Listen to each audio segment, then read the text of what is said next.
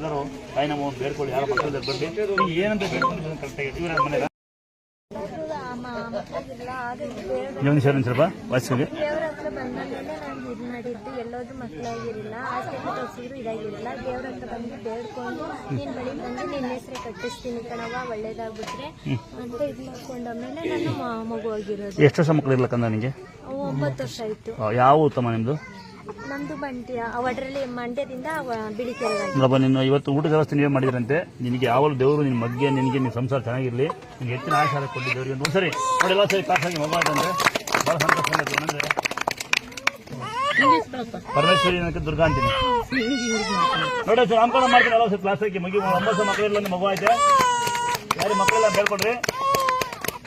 ದುರ್ಗಾ ದುರ್ಗಾ ದುರ್ಗಾ ದುರ್ಗಾ ಅಂತಾರೆ ಕಟ್ಕೊಂಡ.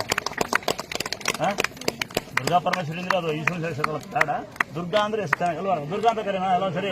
ದುರ್ಗಾ ದುರ್ಗಾ ದುರ್ಗಾ ಗೊತ್ತಂಗಿ ಬಂದ್ಮೇಲೆ ಆಗ್ಲಿಕ್ಕಂತ ನಿಂತರ ಯಾರು ಬಡವಿದ ಅವ್ರು ಬೇಡ್ಕೊಳ್ಳಿ.